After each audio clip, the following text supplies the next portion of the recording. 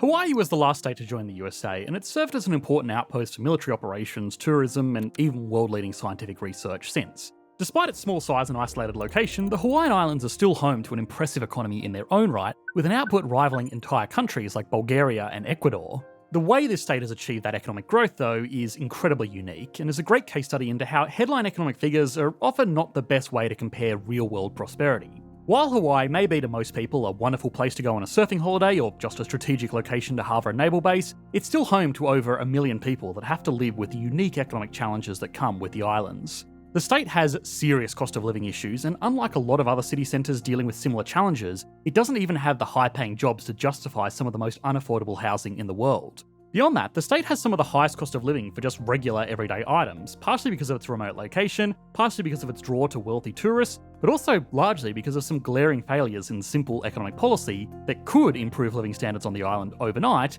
if there was the political will to change them. Now, this could be written off as the cost of living in paradise, but again, the state is more than just a resort getaway. If these economic challenges become too severe, it could seriously undermine one of the most strategically important regions in the world. So, what industries make up the economy of Hawaii today? Is it possible to reconcile the economic challenges of the islands without giving the state unfair treatment? And finally, what would happen if these issues aren't addressed? Once we've done all of that, we can put Hawaii on the Economics Explained leaderboard and see how it stacks up against other states and other global economies. If you write a lot for a living like I do, you know the hardest thing to get your day started is that blank page. Recently I've been using our sponsor Grammarly to make this start much less arduous. Because they say you can't edit a blank page, I've used Grammarly's free AI features to get me started with basic outlines or rewriting a complex idea into something much easier to understand, and I can already tell immediately when something is written entirely with AI, which is why I love how you can customize your writing by setting your voice, which makes the AI more of a writing assistant that sounds more like you than an AI-generated text. And Grammarly integrates with just about every platform, so not only for writing notes, but also drafting emails faster in Gmail, summarising co-workers' long lists of demands in Slack, and even just making your tweets sound less deranged on Twitter or X. And Grammarly is one of the few companies using AI that don't sell your data to third parties because they know how important it is to keep your work private. And all these AI features are free. Just sign up using my link at grammarly.com/economics07 to download Grammarly for free and start saving time on all your writing today. To get to the heart of Hawaii's present successes and concerns, we need to take a look at the events leading up to its modern image. Outside of the ancient Polynesian presence and their steady population growth, no notable foreign intervention occurred on the Hawaiian Islands until 1778. The information is spotty, but what can be said is that Hawaii was not originally a unified state. The archipelago was home to a handful of small kingdoms that dominated their respective islands. However, once Hawaii was mapped out, a chief on the largest island named Kamehameha embraced British weaponry, made a British advisory board, and conducted a 15-year-long conquest. This was when Hawaii confronted its first set of serious obstacles. With warfare and foreign diseases devastating the native peoples, Hawaii's population dropped by more than 70%. This, in conjunction with people fleeing to safer regions, led to a labour shortage. But in hindsight, labour was far from the worst issue on the horizon.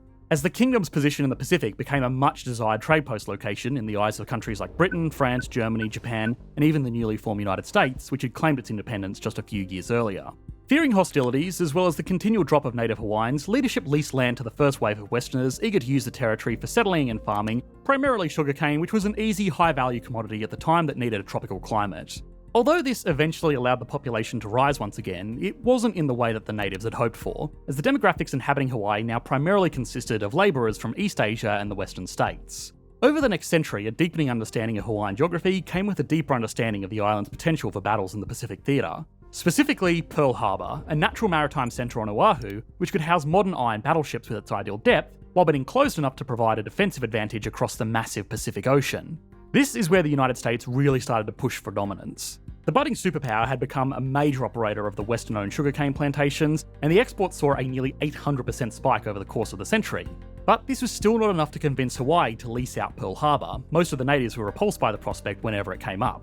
But with rising relations between Hawaii and Japan, the US, after discovering a secret meeting with the Hawaiian king and the Japanese emperor involving a marriage offer, finally called their bluff and threatened to cut trade relations, leading to a Pearl Harbor lease agreement in 1887. Subsequently, Western landowners saw the writing on the wall and launched a series of coups that stripped most of the power of the Hawaiian monarchy. For a time, this would divide the US, as it was a country built on fighting imperialism. Yet political shifts and acquisitions like Guam, Puerto Rico, the Philippines, and Guantanamo Bay following the Spanish-American War convinced the US to finally completely annex the islands in 1898. Over the course of the 20th century that followed, Hawaii quickly became a popular tourist destination as air travel made it reasonable to visit from the mainland for a tropical vacation.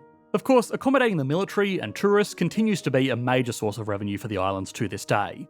Purely from an economic perspective, the Hawaiian Islands were developing rapidly, but a quick look under the hood showed a whole new set of challenges that still exist today. Modern industrialisation in Hawaii has changed a lot, but it also hasn't changed that much at all. The top contributor is, as many can reasonably guess, tourism. Since achieving full statehood in 1959, income from visitors accounted for about 21% of Hawaii's gross state product. The two countries that contribute the most to this sector are still the US and Japan.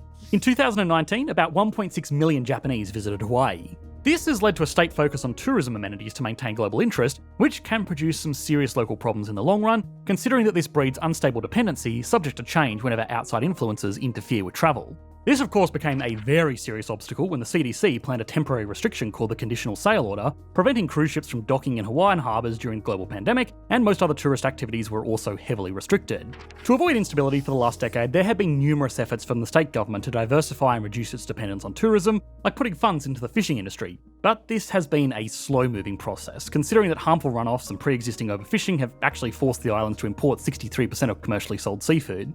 The other primary industry is connected to the aforementioned Pearl Harbor lease that began in the 19th century.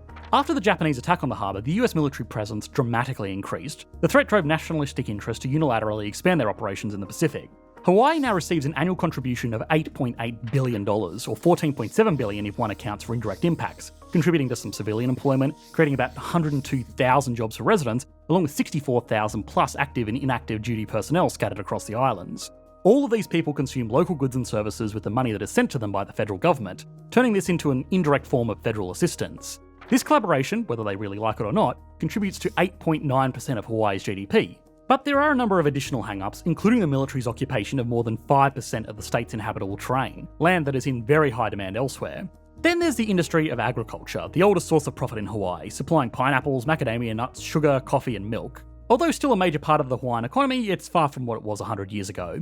The tourism boom made the state's land so valuable that it was more profitable to sell it to build housing or a resort than it was to work it for agriculture. This in turn made the state even more dependent on tourism, as it now needed to import a majority of its food. In fact, like the fishing crisis, Hawaii now spends $3 billion plus annually to import 90% of the food it once independently produced just 50 years ago. It has also contributed to the state's most immediate problem, living costs. But that issue is so large it needs to be addressed separately. Either way, these components provide the Hawaiian government with much of its current wealth. But there's one underlying interest that plays a role in all of Hawaii's industries, big and small. One that consistently challenges its people's quality of life to bring profit to a select few: land. The largest economic boom as of late, the one that presents the largest challenge for the Hawaiian people, is real estate, and the rising living costs that come with it. Affordability in Hawaii is amongst the worst in the developed world, and this partially has to do with how the land itself is formed. To begin with, Hawaii itself is bigger than most people expect, but it's very spread out and usable land is very limited. The size of the islands alone are significant, but this doesn't account for the terrain. While the main body of the US is mostly comprised of flat land and hills, almost all of Hawaiian Islands are virtually uninhabitable. Its steep rocky elevation doesn't really make for a land ripe for settling. Because of this, most of the Hawaiian population resides on Oahu, while only a fraction of it is settled on its neighbouring islands. Big Island, for example, only had a 2020 census reported population of 200,629 people. Compared to the 1 million people on Oahu, it becomes apparent that scarcity is a serious problem for lifelong residents. On the flip side, this scarcity has attracted some of the wealthiest people on the planet, which isn't necessarily a good thing for 99% of its residents. There are major headlines dating back to 1994, with entrepreneurs like Larry Ellison, the co-founder of Oracle, leasing a bulk of the island of Lanai, only to later buy 98% of it in 2012. Then there's media personality Oprah Winfrey, who has purchased over 2,000 acres on her Maui ranch, which she likes to call the Promised Land. Just 37 billionaires, a number that can fill a small classroom, including Facebook's Mark Zuckerberg, own 5.3% of the state's total land. 11.1% if one removes property owned by the government, and almost half of what can be reasonably inhabited. It's a bit silly to assume that the acquisitions will cease. There have been numerous reports from small landowners getting offers from many of the figures on this list. For a while, this land crisis came in and out of the public line of sight, but this changed when wind-driven wildfires in the islands of Maui destroyed more than 2,200 structures and caused about $5.5 billion in damages. With the devastating loss of sacred landmarks as well as 2,000 homes displacing 5,000 people, suddenly the economic challenges Hawaiians face were all that anybody could talk about, and as previously stated, there are many of them. For higher income individuals and families, affordability has euphemistically been called the cost or price of paradise. But for the average Hawaiian, this seems like a cruel joke rather than a harmless expression. According to a study by the Missouri Economic Research and Information Center in 2019, Hawaii was reported to have the highest cost of living in the nation with an index of 191.8. The national average index is set to 100, and Hawaii crushed it, with the closest second being the District of Columbia at an index of 159. For perspective, the island of Honolulu requires a $200,000 annual income to live comfortably, but in reality, the average household income is only $80,000. Looking back at Oahu, the most populated of the 7 islands, not including the Forbidden Island, $93,000 is considered low income, making the cost of living 88% higher than the national average. And even with an income that many would consider to be enough to support a decent lifestyle, which it fails to do, most will never be able to buy a home. For every other housing crisis found in the US, just go ahead and double, triple, or quadruple the number in mind, because the average sales price of the home in Hawaii keeps going up. By 2023, this average sales price reached $970,000. These are pretty troubling statistics for a majority of Hawaiians who are often working multiple jobs just to end up sleeping in their own rundown cars. But to make matters worse, being in such a remote location in the Pacific, the problems compound with other living costs like power and groceries. A staple as simple as milk can cost $10. This leads to the next obstacle Hawaii deals with in contrast to mainland US states: income. In centres like New York, San Francisco, London, or even Sydney, it may not be a perfect system, but incomes are higher in accordance with local living costs. Hawaii, however, marches to a different tune. Most of its population work in relatively basic jobs, and there are very few high-paying jobs. For quick clarification, keeping the listed low income in mind, the median income for Hawaiian residents is $41,850, less than half the minimum most analysts say is required for basic needs.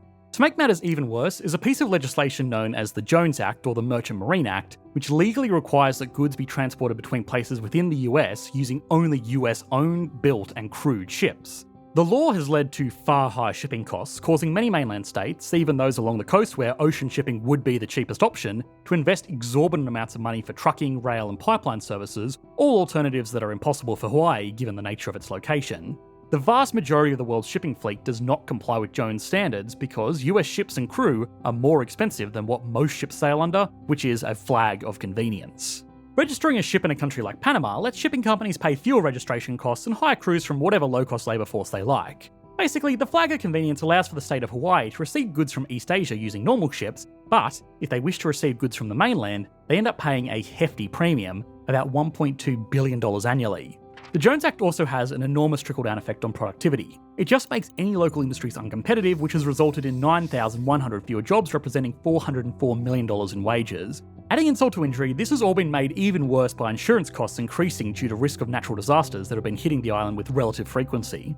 This might go without saying, but the rapid rise in living costs, climate instability, and the regulations that come with it are aggressively pricing out the indigenous population, as they are many of the lowest paid family households in the state.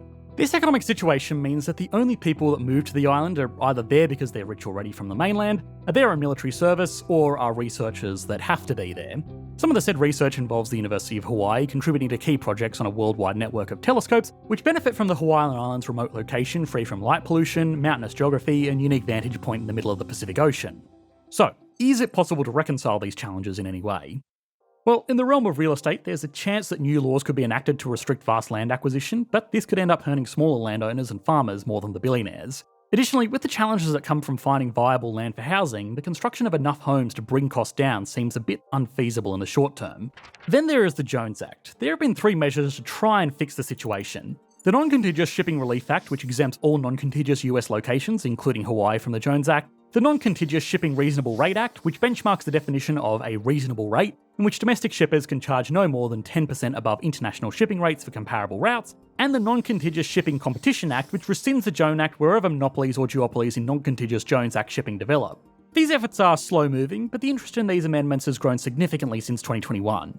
So, putting it lightly, this leaves Hawaii with very few options, prompting a widespread effort to raise wages. The main problem with this is higher costs. In a perfect world, spending more money to make Hawaii livable for all would be simple, but the reality is that Hawaii's primary industry is tourism. And if spending increases to accommodate lower income households, travellers might find themselves seeking paradise elsewhere for a better price, which would theoretically damage Hawaii's GDP to the point where many services are cast aside.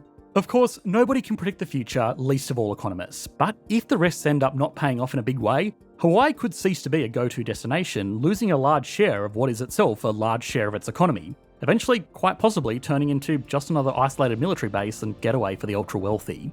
Regardless of how the Hawaiian recovery will manifest, the state and its people are running out of options. Whether one calls it the price of paradise or something more accurate and provocative, because now it's a lot more than just the price of paradise. Okay, now it's time to put Hawaii on the Economics Explained leaderboard. Starting as always with size, Hawaii has a GDP of $108 billion US. As always, this data is not taken from the World Bank like most national economies because the World Bank doesn't measure individual states. It's instead taken from the US Bureau of Labor Statistics. Anyway, small disclaimer out of the way, this makes Hawaii the 11th smallest state in the US, just ahead of West Virginia and just behind New Hampshire. It gets a 4 out of 10.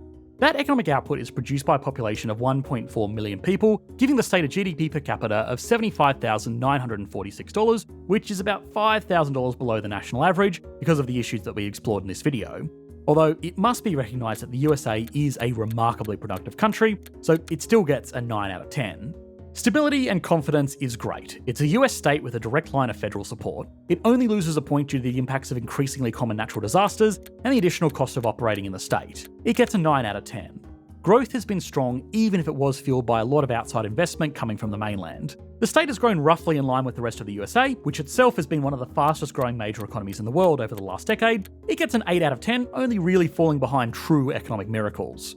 Industry is a bit of a disappointment. Obviously, Hawaii, with its small population and remote location, was never going to be the next California or Texas, but it has become overly dependent on just a handful of industries that by their nature can't ever generate that much wealth. A hotel manager is never going to produce as much economic value as an engineer at a technology company, which means wages can only grow so much to keep up with living costs on the islands. Because of this, the state gets a 6 out of 10. Altogether, that gives Hawaii an average score of 7.2 out of 10, putting it here on the collective leaderboard and here on the state leaderboard. Thanks for watching, mate. Bye.